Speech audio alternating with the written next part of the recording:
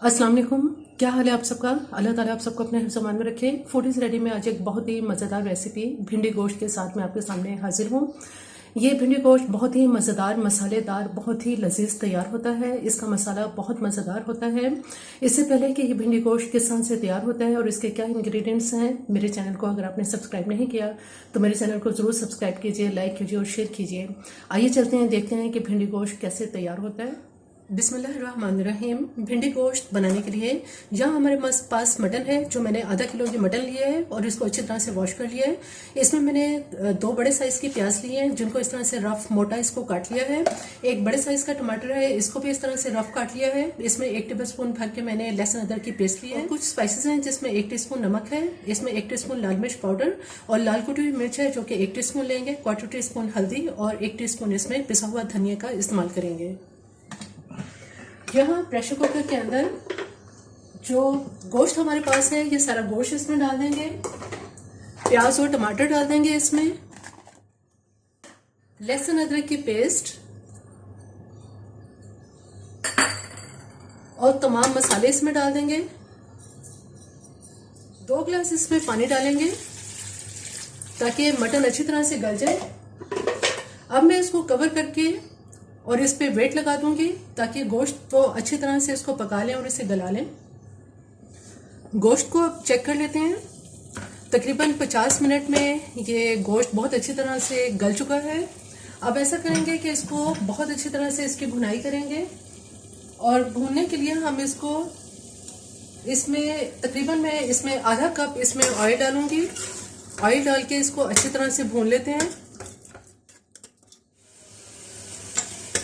हल्की आंच पे गोश्त को तकरीबन 2 से 3 मिनट तक अच्छी तरह से भून लेने के बाद अब इसके अंदर, चूंकि हम भिंडी गोश्त तैयार कर रहे हैं, यहाँ मेरे पास भिंडी है। भिंडी को मैंने ये तकरीबन 750 ग्राम ली है। अच्छी तरह से वॉश करने के बाद इसको इस तरह से छोटे पीस में इसकी कटिंग की है। ये सारी भिंडी हम इसमें डाल देंगे। इस भिंडी को जब मैंने इसको वॉश किया था तो ऊपर से इसका क्राउन जो है वो हम ऊपर से उतार देंगे। और आप चाहें तो इसका, ये चूंकि छोटे साइज की है इसलिए आप इसमें से इसका 1 पीस या 2 पीस जो है वो आप इसकी कटिंग कर सकते हैं। इस तरह से इसकी मैंने कटिंग कर ली थी। और यहाँ मेरे पास 4 से 5 हरी मिर्चें हैं। ये सारी हरी मिर्चें इसमें डाल देंगे। अच्छी तरह से इसको मिक्स कर लेते हैं। अब इसमें पानी बिल्कुल नहीं डालना। मिक्स करने के बाद और हल्की आंच पर इसको दम पे अब पकाएंगे। भिंडी को अब चेक कर लेते हैं। तकरीबन 15 से 20 मिनट तक बहुत ही हल्की आंच पर भिंडी को मैंने पकाया है। किनारों पे इसके ऑयल भी निकल आया है और जो गोश्त का गलने का टाइम था वो तकरीबन 50 मिनट था। अब ये बिल्कुल तैयार है। हम इसको डिश आउट करते हैं। बहुत ही लजीज, बहुत ही मज़ेदार, मसालेदार ये भिंडी तैयार हो चुकी है।